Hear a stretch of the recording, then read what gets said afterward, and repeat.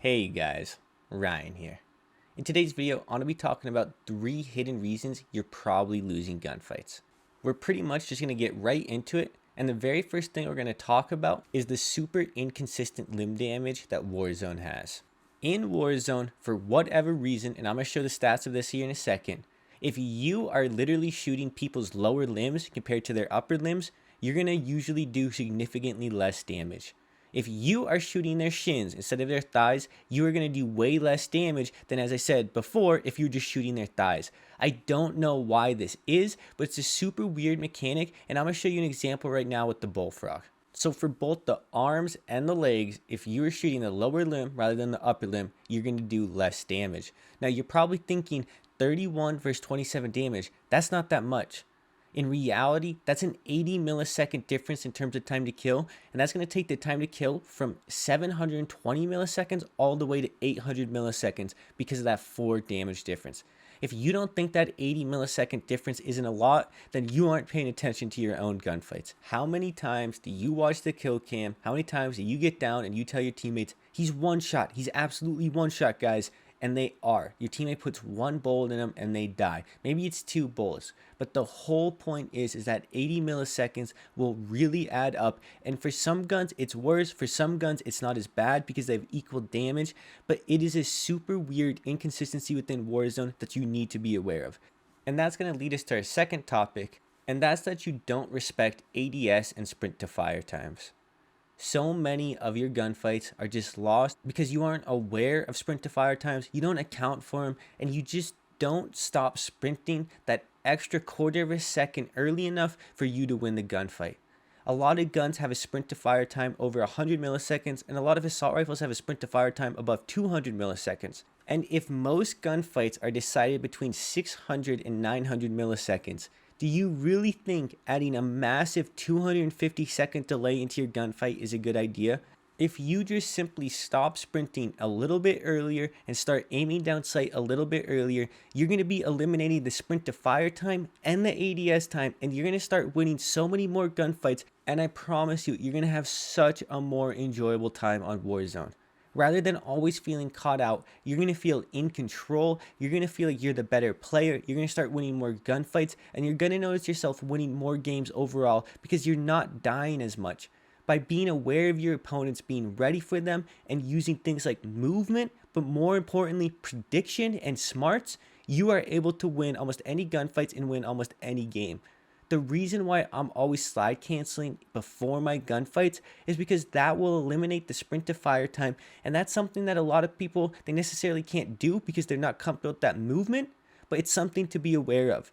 By taking advantage of those things, by just stopping sprinting a little bit earlier, by using the slide cancel to eliminate the sprint to fire time, you can find yourself just winning gunfights that you wouldn't have won before.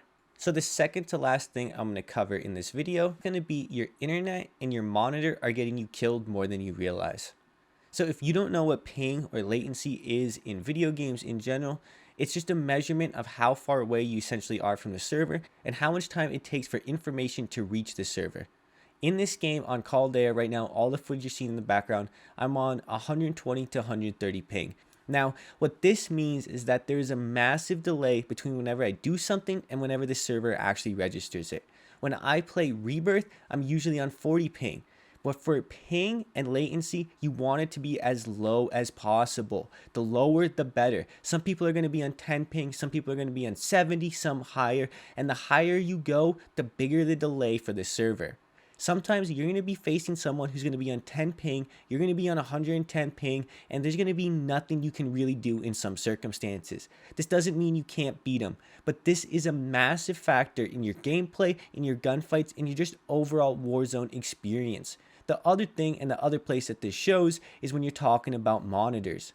Before I even get beginning talking about monitors, if you are playing on a TV, you need to get a monitor. Now, the reason for this is because TVs have a response rate and they also have a hertz/refresh rate.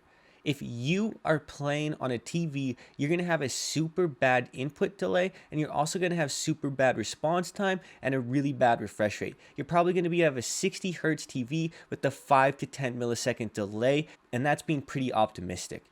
A monitor, on the other hand, can have 144 hertz. It can also have a 1 millisecond response time, and that means that your input delay, what you're seeing on your screen, your ability to react, everything is going to be quicker.